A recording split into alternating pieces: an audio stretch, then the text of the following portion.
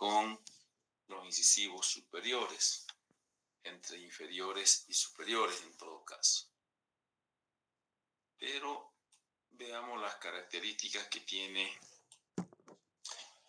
el incisivo lateral inferior. Como les decía el otro día, acá se da una situación al revés de lo que pasa en los superiores. En los superiores el central es más grande que el lateral. En los inferiores el central es más pequeño que el lateral. Es decir, en los inferiores son crecientes, en los superiores son decrecientes en el orden de tamaño. Eso lo van a ver ahorita. Si ustedes hacen una pequeña comparación con lo que, por eso les dije que traten de leer el tema del central para entenderlo mejor el lateral. Como ven, esto no cambia, no varía con relación al incisivo lateral superior. También este diente comienza a formar a los 12 meses, erupciona a los 8 años y termina de formarse a los 11 años. ¿Ya? Acá en la longitud ya hay una variación, porque donde dice longitud total, fíjense que el central tiene 20.7 y en cambio el lateral tiene 22.1, o sea, tiene 1.4 de milímetro más largo. La corona es bastante larga, es la tercera en la lista de longitud, porque primero está el canino inferior, luego el central superior, y la tercera corona más larga es la del incisivo lateral inferior, con 9.6 milímetros, y una raíz de 12.5. Entonces, acá tenemos la sumatoria de corona y raíz, y nos va a dar una longitud total de 22.1 milímetros. El diámetro mesiodistal, como ya saben ustedes, en los incisivos y caninos inferiores, el diámetro mesiodistal es menor que el diámetro vestibulolingual, situación que se da también contraria a lo de los superiores, porque el lateral superior tiene 6.4 y 6, ¿no? Mesiodistalmente tiene 6.4 y vestíbulo palatino tiene 6. Entonces aquí es mayor el vestíbulo lingual que el mesiodistal. Entonces, como ven, es un diente más grande, es un diente más voluminoso, ¿ya?, que el central inferior. La corona es más larga y también la raíz es más larga, ¿ya? Entonces, hay diferencia entre esas dos situaciones. Ahora, ¿cómo ocluye el incisivo lateral inferior? Como ven acá,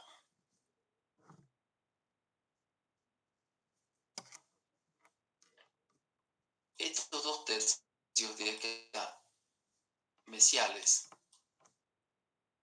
son los que ocluyen con el incisivo central inferior. Entonces, de esos 2 tercios, sobra 1 tercio del incisivo central inferior.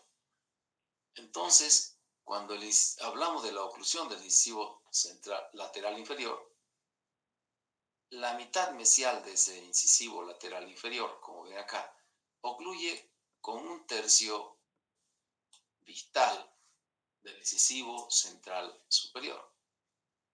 Y la mitad distal del incisivo lateral inferior con la mitad mesial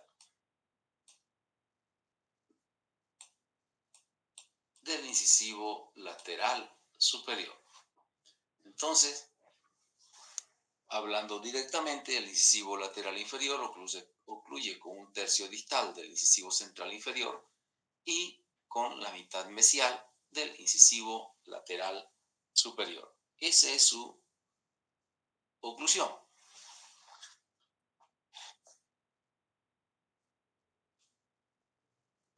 Como ven, este diente tiene oclusión con dos antagonistas. Empezamos a describir la porción coronaria de este diente. En este cuadrito, por si acaso, para que ustedes lo vean, miren, yo encierro acá y ustedes pueden tener una diferenciación con la longitud total del central, y les dije 1.4 milímetros. Acá ustedes también pueden encontrar diferencia numérica. ¿Cuánto mide la corona del incisivo central inferior?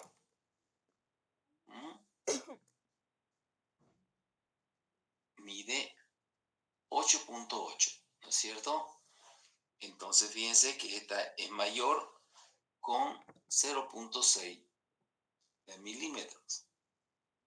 ¿Entienden? ¿O con cuánto? ¿Quién está despierto?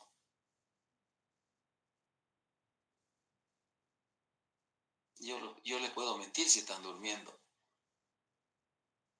¿Ah?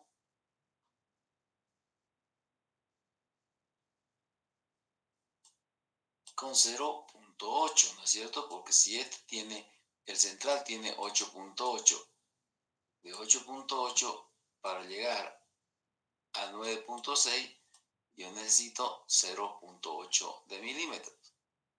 ¿Ya? Y la raíz también tiene diferencia. El incisivo central tiene 11.9. Y aquí, como vemos, el lateral tiene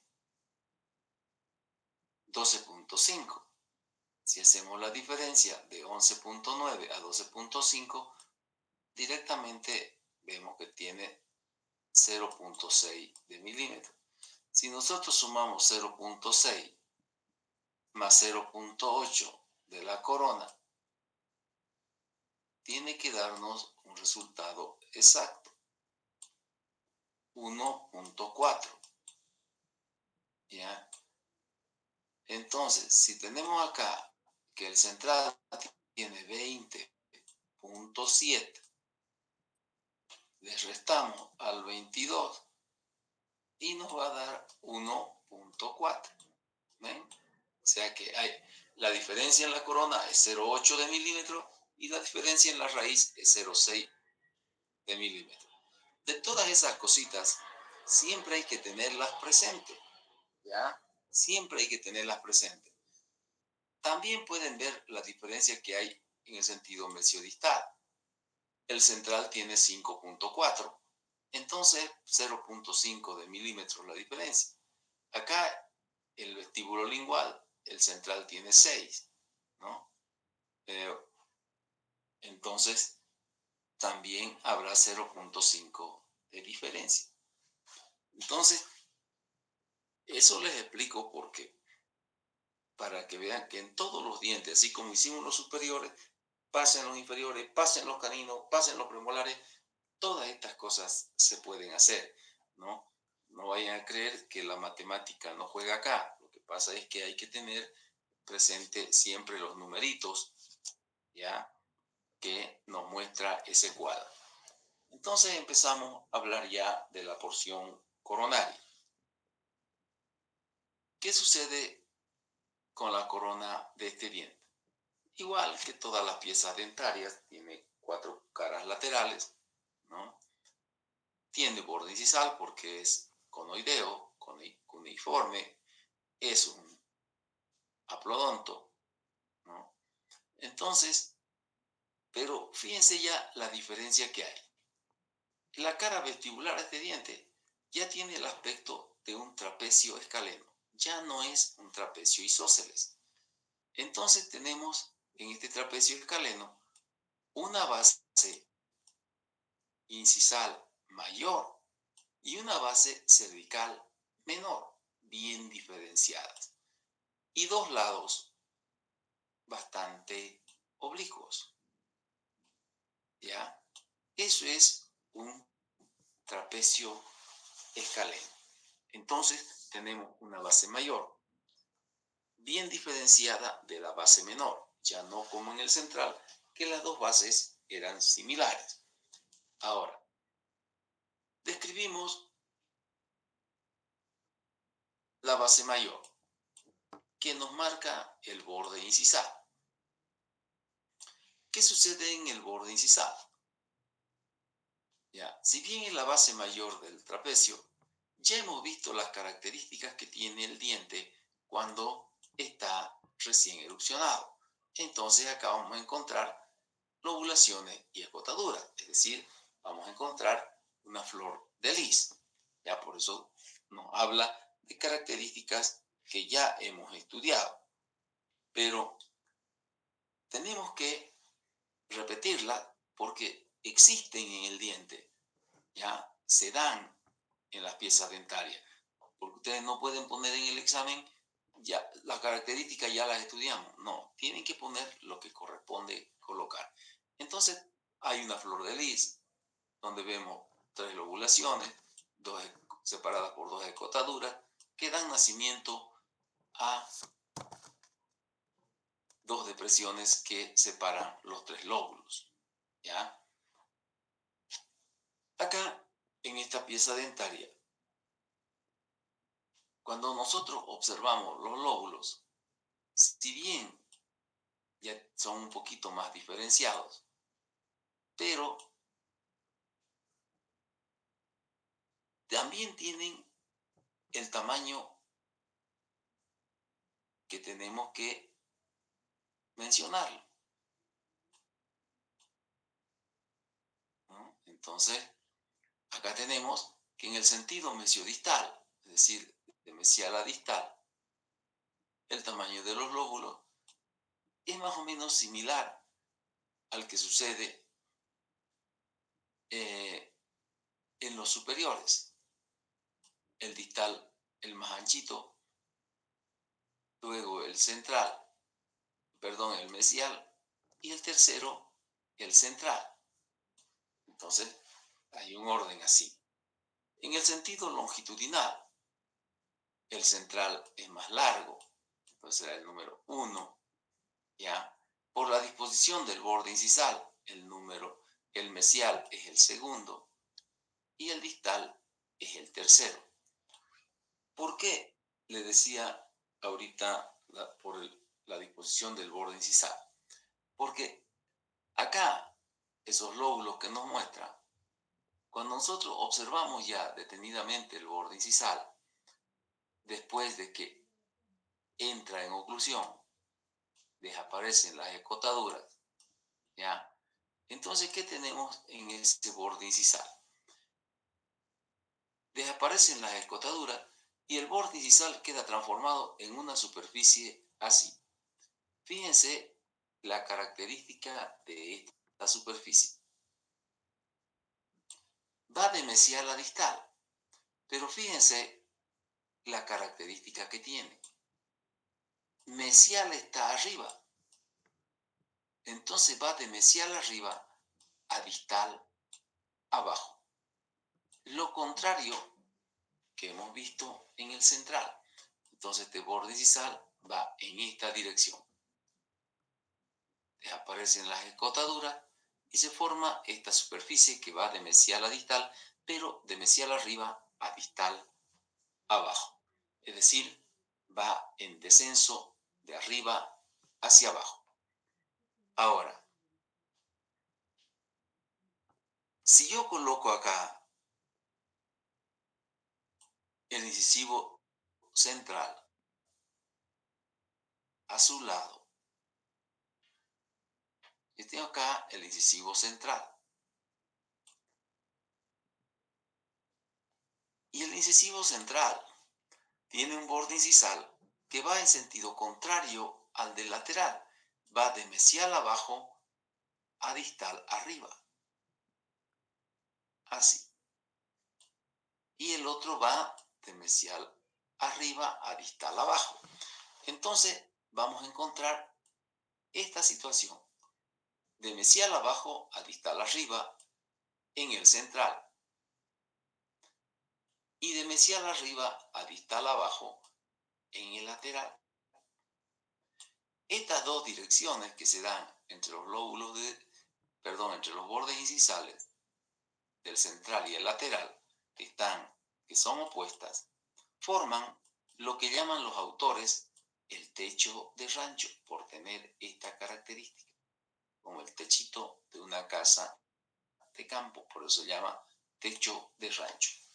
Entonces, gracias a la dirección del borde incisal, del central y del lateral, que son opuestas, ya se forma ese elemento denominado techo de rancho.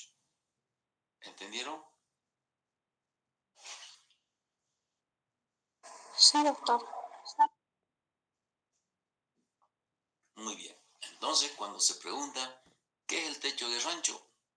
Es una formación compuesta por el borde incisal del incisivo central y el borde incisal del incisivo lateral, por las direcciones que llevan, que el borde incisal del central va de mesial abajo a distal arriba y la del lateral va de mesial arriba a distal abajo. Ahora, ¿qué otra característica encontramos en este borde incisal?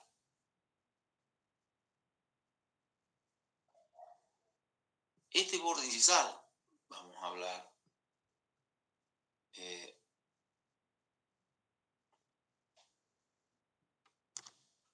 todos del borde incisal. Este borde incisal nosotros lo podemos encontrar con dos vertientes, como si fuera un canino. Es decir, que en lugar de tener esta dirección de mesial arriba a distal abajo, la dirección la podemos encontrar así, como si fuera un canino. Pero se dice con dos vertientes. Pero, ¿cómo se da esa situación? Aquí van a tratar de atender un poquito y de dibujar. ¿Por qué se da esta situación de que el incisivo lateral pueda presentar dos vertientes, como el canino o como el incisivo lateral superior? Ya sabemos que el incisivo lateral superior puede tener también el borde incisal con el aspecto de dos vertientes, pero esto es su origen embriológico. Se puede formar así desde su odontogénesis. En cambio, en el lateral inferior no tiene nada que ver la odontogénesis, sino un desgaste normal llamado atrición, ¿ya? Entonces, ¿cómo se da ese desgaste normal, que es la atrición, para que se formen dos vertientes en el incisivo lateral? Resulta que esto se da así. Presten atención acá. Entonces, yo tengo acá el incisivo central superior. Y acá tengo el incisivo lateral inferior.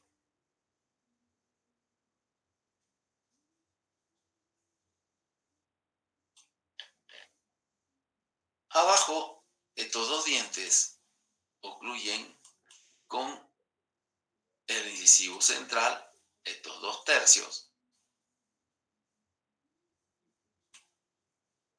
y 1/3 con el incisivo lateral.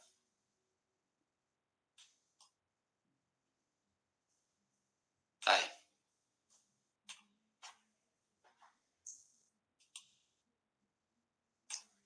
Ahora, vamos a dibujar los bordes incisales.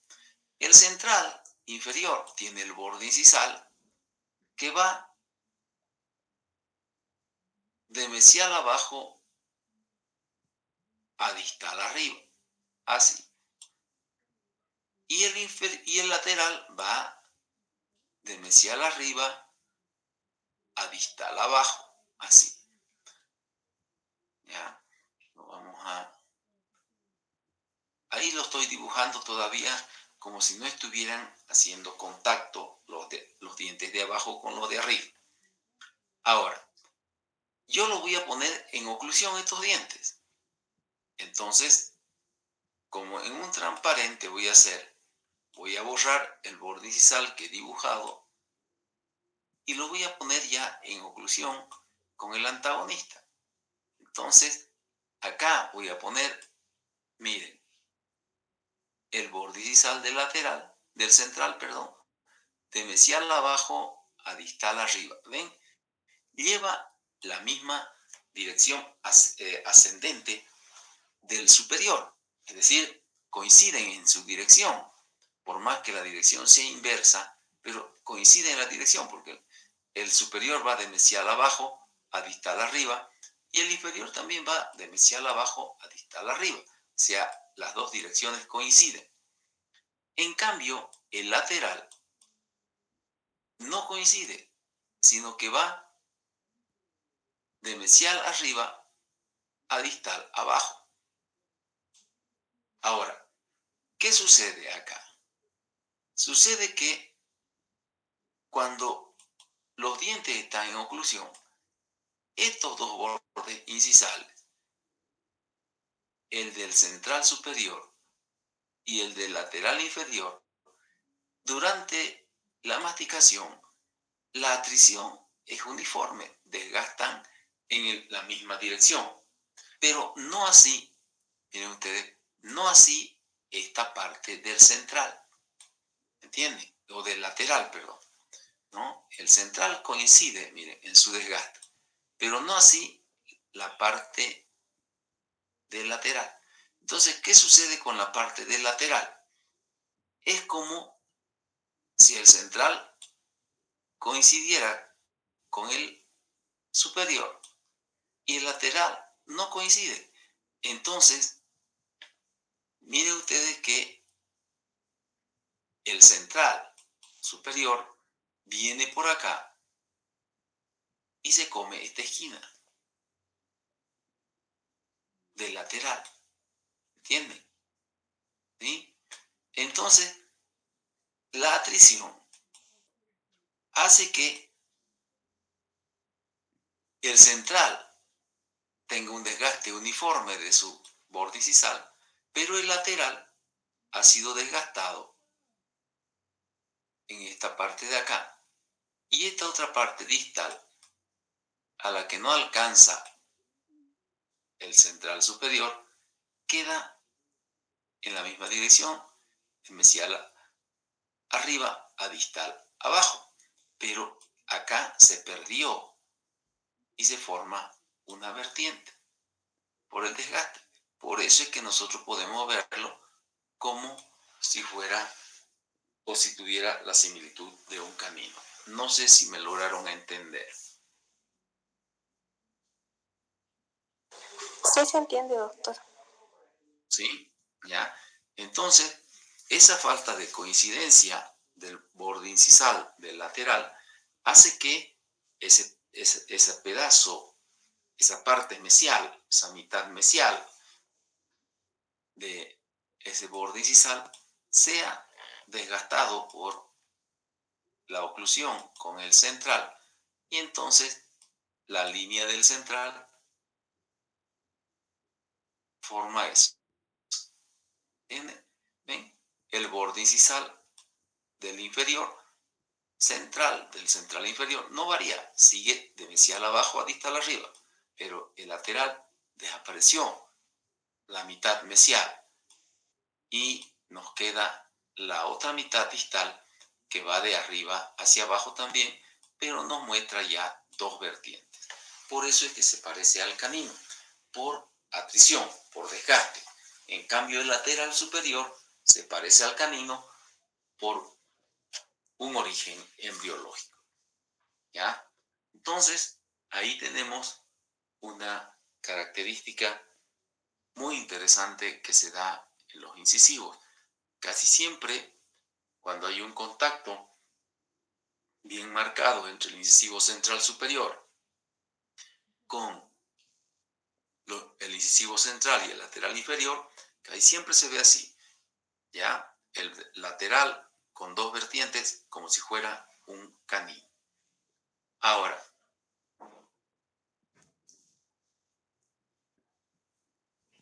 ¿qué sucede con este borde incisal? Sigamos viendo el borde incisal. Resulta que el borde incisal, al igual que el central, cuando nosotros lo miramos por vestibular, como vemos acá, es una superficie que va de mesial a distal, pero de mesial arriba a distal abajo. Ahora, cuando lo observamos el diente por proximal, observamos que el borde incisal, cuando tiene las lobulaciones todavía, es una arista, es un vértice, o un ángulo diedro, como se dice también, ya termina en punta. Pero, ¿qué sucede cuando este borde incisal entra en contacto con el superior? Entonces, al igual que el central, por más que el texto no lo diga, al igual que el central, sufre desgaste. El superior sufre un desgaste en este sentido y el inferior sufre desgaste en este sentido por la atrición. ¿Ya? Entonces, queda una superficie que alguna vez puede ser horizontal, pero el desgaste correcto es este, oblicuo, de vestibular abajo a lingual arriba. Pero también no se asusten cuando, como les digo, cuando ustedes puedan ver la superficie de un incisivo central o lateral inferior recta, porque puede haber un desgaste recto. Pero generalmente es así. La superficie oblicua que va de vestibular abajo a lingual arriba, eso gracias al desgaste que hay por la atrición que se da entre los superiores y los inferiores durante la masticación. La superficie de la cara vestibular de este diente es idéntica a la del central, ¿ya? Convexa, más convexa en el sentido cérvico-incisal que en el sentido mesiodistal, ¿ya? Es decir, en este sentido cérvico-incisal es más convexa que en el sentido mesiodistal, que ya sabemos nosotros que tiene la tendencia a ser casi plana, pero en el lateral es ligeramente más convexo en vestibular que en el central. ¿Ya? También, volvamos a repetir acá, la convexidad en vestibular es al contrario de los superiores. En los superiores es más convexo en el sentido mesiodistal. Aquí es más convexo en el sentido cérvico-incisal. Podemos encontrar también la relación entre el largo y el ancho de la cara. Solamente tienen que medir 9.6 entre 5.9 y van a tener el resultado. Si ustedes tienen calculadora a mano, pueden hacer la división y obtener lo que es la relación entre el largo y el ancho de la corona. Entonces, como ven, dividen 9.6 entre 5.9 y les va a dar 1.62. Entonces, también pueden hacer eso. El texto no se lo dice ya, porque sobreentiende que después de haber avanzado 3 piezas dentarias, ya ustedes saben de memoria esas cosas. La cara lingual ¿ya? Es triangular, igual que la del central, pero, siempre hay un pero, ya tenemos una característica. Es más grande. Como el diente es más grande, es más grande. Entonces tenemos un cuarto lóbulo de mayor tamaño que en el central. Los rebordes marginales ligeramente más marcados, un poquito más prominentes. Entonces, como el cuarto lóbulo es mayor que en el central y los rebordes marginales más prominentes, tenemos también la depresión ligeramente más profunda. No cambian los ángulos mesioincisal y distoincisal, igual que en el central, son agudos, son bien marcados, ¿ya? Entonces, tenemos esas características en la cara lingual. Tenemos las caras proximales. Las caras proximales, que acá no las mencioné, pero no es porque no se deba, sino que acá tengo el lado mesial, acá tengo el lado distal. ¿Ven? Ambos son convexos. El texto ya no nos menciona, pero se lo voy a mencionar. Ambos son convexos.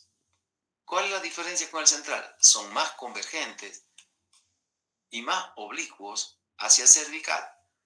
Entonces, la línea cervical es más estrecha que en el central. ¿Por qué? Porque la oblicuidad de mesial es 10 y la oblicuidad de distal es 13. En cambio, en el central era 8 y 10. La línea cervical, como ven ustedes acá, es más estrecha que en el central. También es convexa hacia apical. Es una cara libre de un diente uniradicular, ¿ya? Pero bastante homogénea, bien formada su curvatura y más estrecha que en el central. Entonces, hay cosas que, como les decía, no las mencionan, pero sí o sí tenemos que mencionar. Y acá tenemos las caras proximales. Son iguales, miren, que en el central. Son triángulos isósceles, ¿ya? Una base en cervical, el vértice en incisal y los dos lados. Convexas, vestibular, ¿ya? Convergente hacia incisal, la mayor prominencia en cervical, ¿no? En el lado vestibular. El lado palatino, convexo en cervical y cóncavo en el tercio medio e incisal, ¿ya? Una concavidad un poco más marcada porque ya los rebordes marginales marcan una depresión más profunda. Y acá tenemos el lado cervical. En el lado cervical, que nos marca la línea cervical, como ven ustedes, convexa hacia apical. En distal, que aquí es distal, hay dos vertientes que son, en distal hay mayor inclinación de las vertientes, ¿ya? Lo que ya no nos marca acá, como va perdiendo profundidad la línea cervical, ya no se puede medir la profundidad que tiene la línea cervical en estas piezas dentarias. Ahora, ¿cuál es la diferencia con el central? Que las dos caras proximales, mesial y distal, son más convexas y más oblicuas. Ya hemos visto que aumenta a 10 en mesial y a 13 en distal. Son más convergentes hacia cervical. Y eso hace que la línea del cuello sea más estrecha, pero una curvatura bastante regular, pero más estrecha. Y, al igual que en el central, el diámetro vestíbulo lingual, como ya lo hemos visto, es mayor que el mesiodistal. Y ven acá el borde incisal. En la descripción que ya hicimos, ya hemos visto que es igual al incisivo central, ¿no? En todas las características que hemos hablado. Entonces, si ustedes ven, lo único que va aumentando acá es el tamaño de los diámetros. Por eso es que es un diente más voluminoso que el central, porque los diámetros están aumentados. ¿Ya? ¿Han entendido? En el peorcito es, les cuento, en la porción radicular. En la porción radicular, en realidad, ya todo se parece al central. Varían las direcciones nada más. Después todo lo demás es similar. Es como repetir lo del central, pero ligeramente la cavidad pulpar más amplia. Porque todo lo demás, bien, fíjense ustedes acá. Vamos a ir simplemente leyendo para que vean ustedes. Yo se los he vuelto a repetir acá, ya, para no ponerle a todo igual que el central. Miren, única, simple,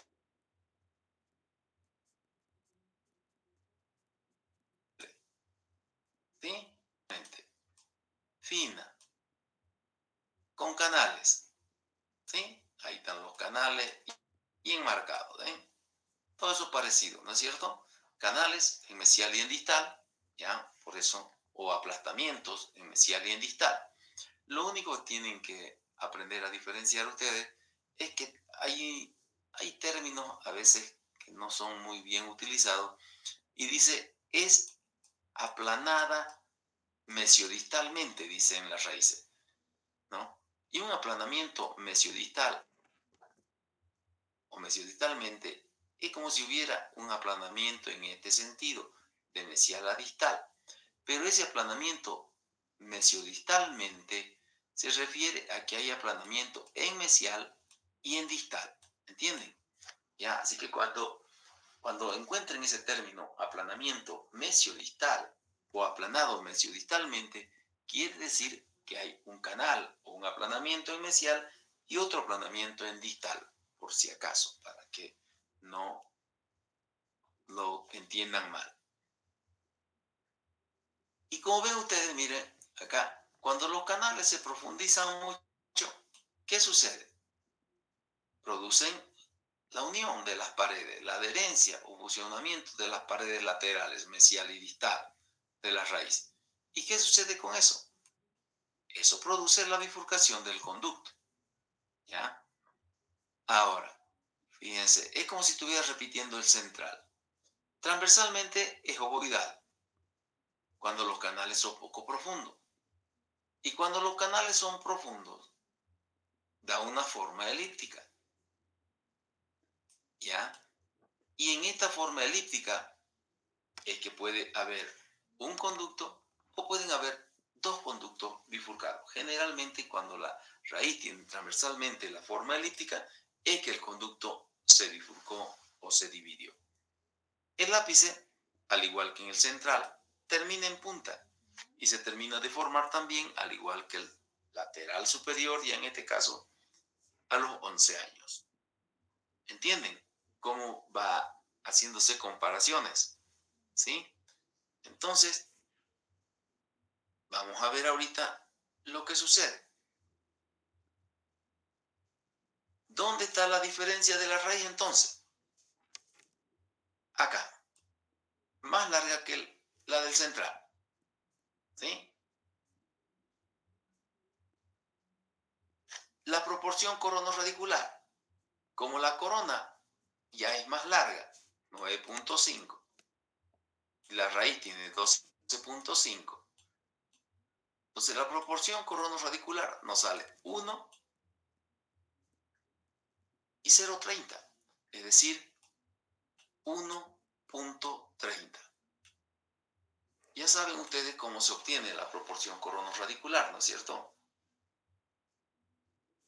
¿Se acuerdan o no? A ver, ¿quién se acuerda?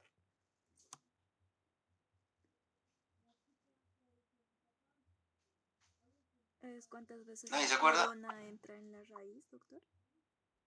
Exactamente. Entonces, ustedes dividen la longitud de la raíz entre la longitud coronaria. En el central era 1.35. ¿Por qué? Porque la corona es pequeñita. Aquí ya es 1.30. ¿Por qué? Porque la corona aumentó de tamaño relativamente más, aumentó la corona en tamaño que la raíz. Por eso disminuye a 1.30. ¿Ya? Hay más desproporción en el incisivo central, porque la coronita tiene 8.8 y la raíz tiene 11.9. Desproporción se llama por esto, miren. Por ejemplo, ¿con cuánto es mayor el 11.9 que el 8.8? Si nosotros hacemos una resta, ¿cuánto le falta al 8.8 para llegar al 11.9? Le faltan 3.1, ¿no es cierto? 9 y 11.9. Entonces, la de 3.1 le falta. Milímetros. 3.1 de milímetros. Ya, entonces fíjense. Y si yo voy acá, miren ustedes, ya, ¿por qué se da esa diferencia? Si yo voy acá, miren, y tengo 9.5 en la corona, fíjense que esa pequeña diferencia hace eso. A ver. Y tengo 12.5 en la raíz. Del 9.5 al 12, ¿cuánto le falta para llegar? 3 milímetros. ¿Eh? Este punto 1, esta diferencia, es la que hace que este tenga 35 y este tenga 1.30. Por eso, por eso se habla de proporción. ¿Cuántas veces está la corona en la raíz? ¿Ya? Pero van a escuchar y van a leer el término que dice, hay un tamaño desproporcionado entre la longitud coronaria y la longitud radicular. A eso se refiere, a esa diferencia que hay entre la corona y la raíz. A veces es muy desproporcionada. La corona es pequeña y la raíz tremendamente larga. ¿Entienden? Entonces, ya vamos a ver otros dientes que tienen una corona pequeña y tienen una raíz que la corona casi entra 2 veces. ¿No? Entonces, ahí se nota mayor desproporción. Pero lo que buscamos acá es la proporción corona-radicular. ¿Cuántas veces está contenida la corona en la raíz? 1.30. En el central, 1.35. ¿No? Por ese 0,1 de milímetro se da esa diferencia. Entonces, si nosotros resumimos las diferencias que hay entre las raíces entre la raíz del lateral y del central, tenemos, es más larga que la del central. El incisivo lateral tiene mayores curvas a distal, como vamos a ver ahorita. Ni siquiera es el doble, casi 3 veces. Casi 3 veces es la cantidad de curvas que tiene a distal el lateral más que el central. Y aparece el acodamiento, cosa que en el lateral, en el central había una pseudo bayoneta. ¿Ven? Ahora ya puede aparecer una bayoneta. ¿Ven? Esas son las diferencias. Cuando hablemos del conducto, vamos a hablar lo mismo que hicimos con el central. ¿Dónde va a estar la diferencia? En que el conducto es más amplio, porque la raíz es más gruesa, y el conducto es más largo también, porque la raíz es más larga. La relación corono-radicular es la misma. Miren ustedes, visto por vestibular, ¿ya? Hay una ligera desviación del eje hacia distal, o puede ser recta, pero puede tener esa desviación aristal. Y por proximal hay una coincidencia del borde incisal con el ápice radicular. ¿Esto por qué se da? ¿Ya? Nadie preguntó nada, pero voy a volver atrás, aquí. Y aquí nadie preguntó nada. Yo me callé, ¿no? Porque aquí también las oblicuidades de vestibular y de lingual son idénticas. Entonces el borde incisal también queda al centro equidistante de vestibular y lingual. ¿Entienden?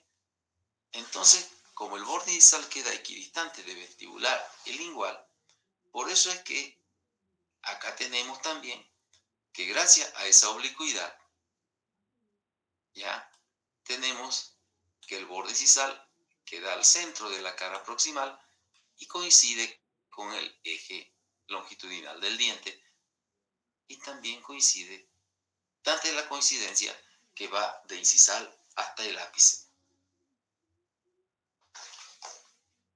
Entonces, como ven, estoy repitiendo muchas cosas, ¿sí? ¿Han entendido? Son puras comparaciones. En eso sí tienen que tener cuidado.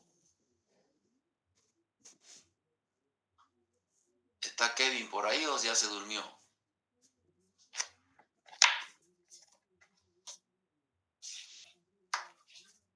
Kevin.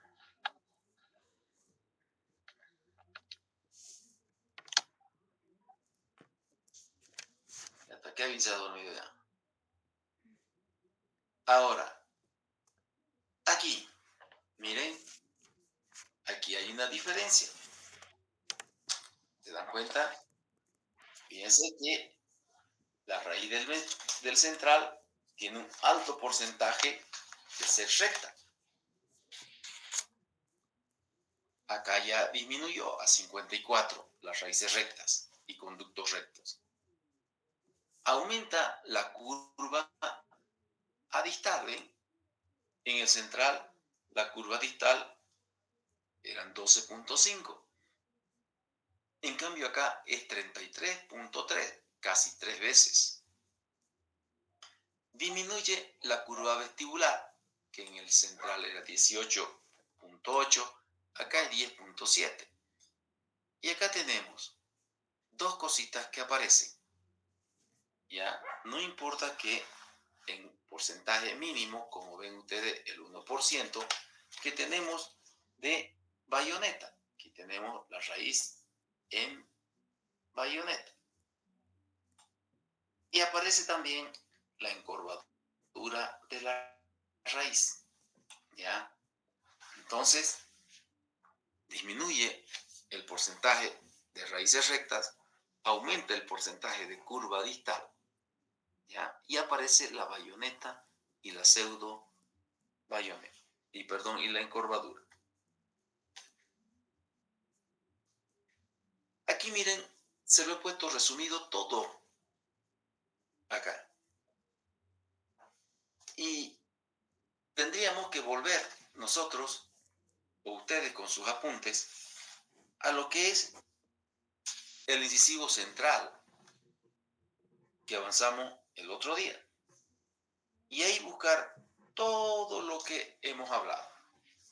¿Ya? Características del conducto. Miren, acá tenemos el conducto.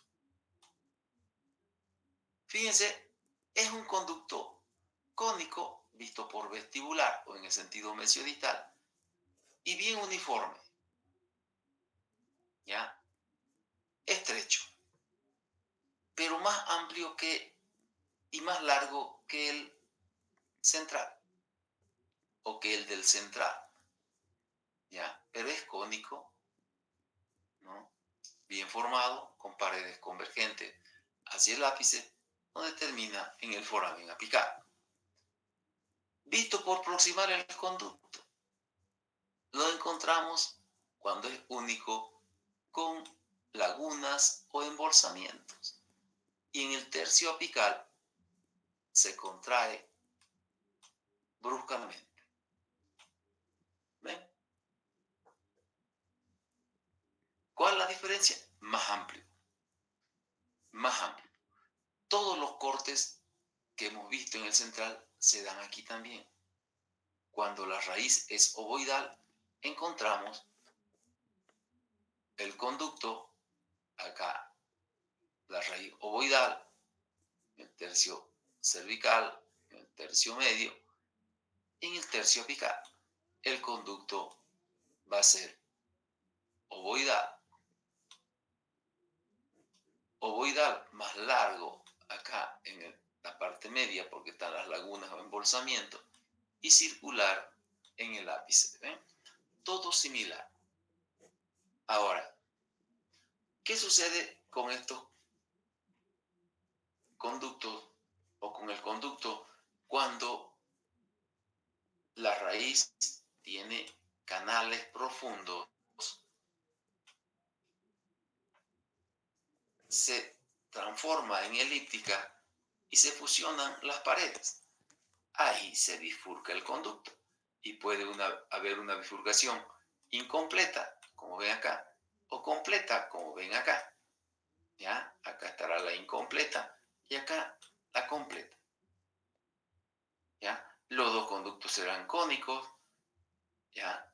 Longitudinalmente, y serán circulares. Y ese otro día me preguntó uno de sus compañeros, ¿y qué sucede aquí? ¿Aparece piso? Sí, aquí está el piso, ¿ven? Ahí está el piso. ¿Por qué? Porque se bifurcó el conducto. Entonces se formó el piso. ¿Ya? ¿Cuál es la diferencia? Que esos conductos pueden ser más amplios o son más amplios porque la raíz tiene mayor volumen. ¿Ya? La raíz tiene mayor volumen, entonces los conductos serán más amplios. Con la cámara pulpar sucede lo mismo. Aquí tengo la cámara. La cámara llega cerca de incisal. Tiene el aspecto trapezoidal. Tiene lobulaciones también, como ven aquí, cuando es joven. Llega cerca de incisal. Sus paredes son ligeramente más divergentes porque ya la corona del diente tiene aspecto de trapecio escaleno, entonces la cámara tendrá un poquito más de amplitud y de divergencia en sus paredes. Tendrá esta forma, ¿sí? Pero igual es larga. En el sentido de las caras proximales, tenemos una cámara más amplia que en el sentido mesiodistal. Entonces aquí tenemos la cámara más amplia, como vimos en el central, pero esta será más amplia que la del central porque los diámetros son mayores. Tanto por vestibular como por proximal, la cámara se une al conducto sin demarcación, pero no olviden que por proximal hay laguna o embolsamiento y es en el tercio cervical y medio, entonces la unión de la cámara con el conducto se da en una parte amplia y luego se contrae en el tercio apical. Y acá tenemos la cámara con borde incisal, con piso y dos conductos. ¿Ven? Los cambios a través de la edad son los mismos. En una persona joven vamos a ver un conducto amplio, las lagunas y embolsamientos bien marcados, una cámara amplia, ¿ya? Luego, miren ustedes cómo va estrechándose tanto cámara y conducto, ¿ya? El conducto se puede volver filiforme, puede obliterarse. Cuando son dos conductos, a veces uno de ellos puede obliterarse, el otro puede continuar. Cuando es un conducto, también puede obliterarse, pero hay que tener en cuenta que esa obliteración se produce cerca del ápice. ¿Ven? Este cuadrito está hablando solo. ¿Cuál es la diferencia en todo esto de acá? Que todo eso está en un diente de mayor tamaño, en un diente de mayor volumen. Entonces, los conductos y la cámara serán más amplios que en el central. Y acá tenemos los cortes longitudinales. ¿Ven? Cámaras amplias, desviaciones del ápice, con curvas apical a distal, a vestibular, raíces rectas, calcificación. Fíjense acá en estos cortes, los conductos delgaditos son vistos por vestibular, ¿no? Y les vuelvo a repetir, en este diente hay que tener cuidado, ya porque nos acostumbramos en la clínica a sacar radiografías por vestibular, pero como puede tener dos conductos, hay que sacar radiografías proximales. Mucho peor cuando llegamos a esta situación donde los conductos pueden estar bifurcados, ¿ya? Y pueden tener bifurcación completa o bifurcación incompleta.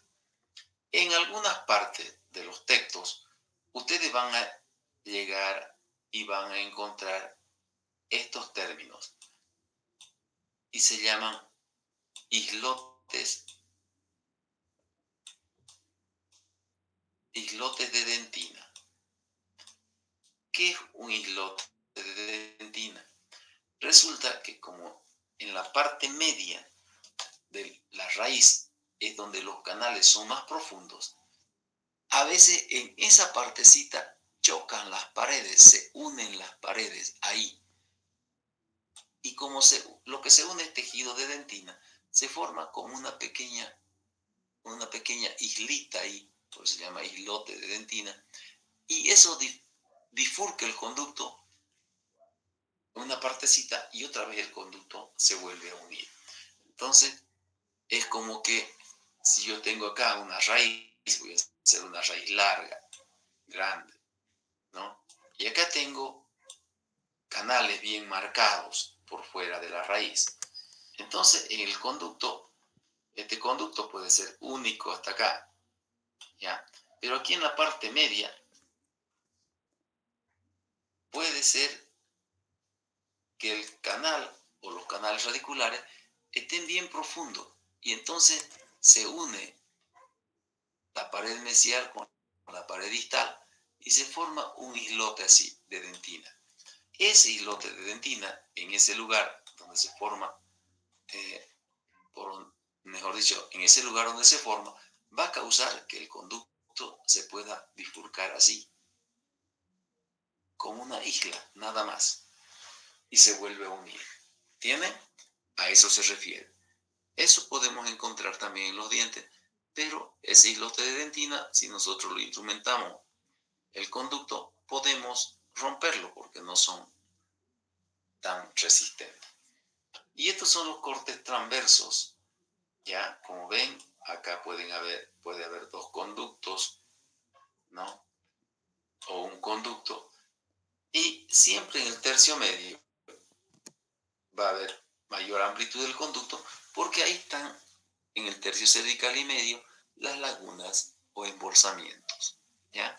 Todos estos conductos, con el cambio, en el paso de los años, con los cambios que se dan a través de la edad, todos los conductos, no importa qué forma tengan, ya han visto ustedes que se van convirtiendo en circulares. Entonces, este conducto, si es una persona joven, y acá tengo una raíz ovoidal, aquí tengo un conducto ovoidal.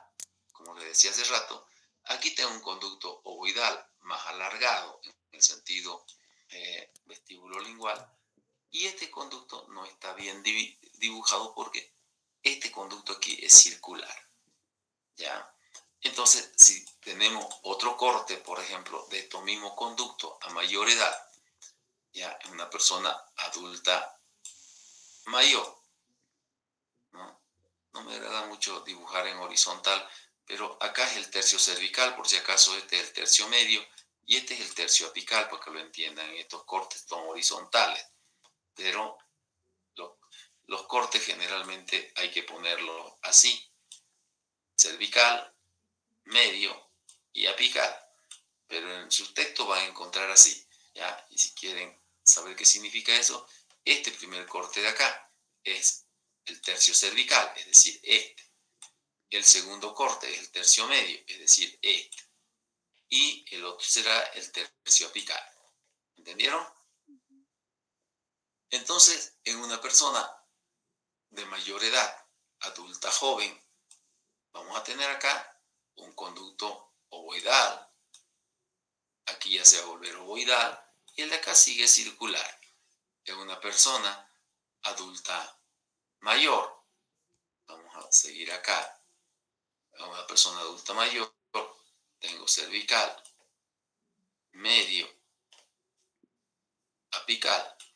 Y acá puedo tener ya el conducto circular, circular y circular. ¿Ven? Entonces, ese es el proceso de dentinificación. Las paredes se van dentinificando y los conductos se van volviendo circulares. Y acá, por último, lo último de esto, ahí está ustedes tienen en su texto esa parte, ¿ya? Esas son las diferencias que se dan entre los incisivos superiores e inferiores. Primera diferencia. O sea, todas estas diferencias son las que hacen que uno sepa diferenciar cuándo es un incisivo superior y cuándo es un incisivo inferior. Gracias a estas diferencias, nosotros podemos diferenciar y reconocer cuándo un incisivo corresponde al arco superior y cuándo corresponde a un arco inferior, ya sea mirando la corona o mirando las raíces. ¿Ya? Entonces, tenemos la primera diferencia. La cara vestibular. En los superiores son trapezoidales, ¿no? En los inferiores son trapezoidales, pero con otras diferencias. Los superiores son trapecios escalenos, ¿no? Pero quieren hacerse triangular como el lateral. En los inferiores tenemos trapecios isósceles, ¿ya? Pero ese trapecio isósceles, especialmente en el central, da el aspecto de un rectángulo. Y nosotros podemos ver rápidamente la diferencia. Esta longitud cérvico-incisal es mayor que la longitud cérvico-incisal tanto del uno como del otro. Los diámetros, entonces, como vamos a ver enseguida. Acá tenemos el diámetro transversal. El diámetro transversal de los superiores es mayor en el sentido mesiodistal. En cambio, en los inferiores, el diámetro mayor está, en el sentido vestíbulo-lingual. ¿Ven la diferencia que hay? ¿Ya?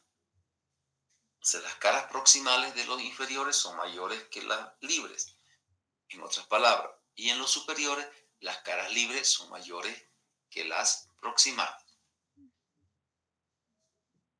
El borde incisal y su posición. ¿Hacia dónde queda el borde incisal en los superiores? Hacia vestibular.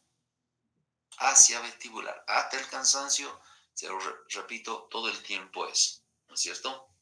En los inferiores, ya van a ver ustedes, y ya hemos visto lo que sucede, que en los inferiores, esta oblicuidad de vestibular y la del lingual son iguales.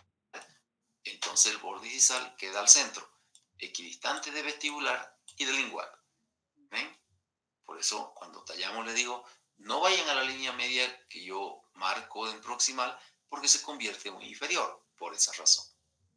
Ahora ya vas a ver cuál es la razón, ¿no es cierto? Ahora, cuando nosotros vemos el borde incisal o el diente por incisal, vamos a ver que el borde incisal es más curvo en los superiores. Siempre les digo, vestibular es convexo y palatino cóncavo, una curva bien marcada. En cambio, los inferiores son casi rectos, porque apenas, porque las superficies vestibulares son casi planas, apenas convexas. Solamente tienen una curvita un poco marcada a nivel aquí de los ángulos agudos mesioincisal y distroincisal. Las oblicuidades de las caras libres. Eso lo sacamos fácil. ¿Por qué? Porque acá el borde incisal en los superiores está hacia vestibular, porque palatino es más oblicuo que vestibular. ¿Sí? En cambio, en los superiores, la oblicuidad de vestibular y la oblicuidad del lingual son iguales. Por eso el borde incisal queda al centro. ¿Sí? ¿Ya? Ahora, esa es la característica que tienen estos dientes. Veamos qué otras cosas, de qué otras diferencias nos hablan. Acá, vamos a borrar esto para que ustedes vean. Ustedes pueden seguirlo en su texto, porque esta es una fotocopia de una copia del texto. Convexidades vestibulares. ¿Ya? En los superiores, la mayor convexidad es en el sentido mesiodistal. Si bien son convexas en ambos sentidos, pero es más convexa en el sentido mesiodistal. En cambio, en los inferiores es más convexa en el sentido cérvico-incisal. ¿Ya? Esas son las diferencias. En el sentido cérvico-incisal es más convexo. Los inferiores, en el sentido mesiodistal, son más convexos los superiores.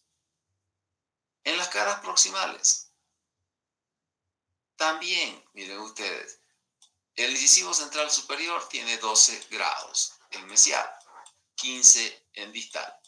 El lateral, 14 y 16. En cambio acá vimos nosotros que el mesial tiene 8 en mesial, el central, perdón, 8 en mesial y 10. Y el lateral tiene 10 y 13. Entonces, las oblicuidades, convexidades proximales, son más marcadas y son mayores en los superiores. ¿Cómo es la superficie palatina? Ya hemos visto lo que hemos tallado en los incisivos superiores. Hay un cuarto lóbulo, hay una depresión bien marcada, rebordes bien marcados, cosa que en los inferiores no se da porque los rebordes marginales tienen poca depresión, poca elevación, perdón, la depresión casi no existe, ¿no? El cuarto lóbulo es más pequeño, etcétera, ¿no? Entonces, esa es la característica. Las raíces. En los superiores es cónica, es lo único que se parecen, pero son transversalmente cilindroide y triangular, ¿no? El lateral también tiene la tendencia triangular, pero la presencia de canales hace que ya sea más ovoidal. En cambio, en los inferiores es ovoidal y elíptica, ¿no? ¿Y qué sucede? Que la raíz en los inferiores tiene mayor diámetro, mayor anchura en el sentido vestíbulo-lingual y son estrechitas en el sentido mesiodistal. La relación corono-radicular también es diferente. En los superiores la raíz se va, vista por vestibular, va a distal, pero visto por proximal va a palatino, ¿no? En los inferiores, vista por vestibular, la raíz va a distal, pero visto por proximal coincide el eje coronario con el eje radicular, ¿ya?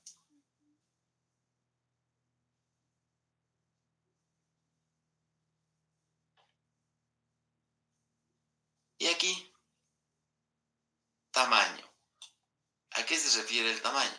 De que en el grupo, en los incisivos superiores, el central es más grande que el lateral. En los inferiores, el central es más pequeño que el lateral. Estos son decrecientes y estos son crecientes. ¿Sí? Todas esas diferencias son las que nos permiten reconocer cuándo es un incisivo superior y cuándo es un incisivo inferior.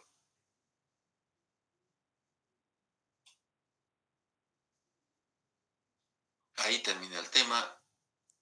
¿Tienen alguna pregunta, alguna duda?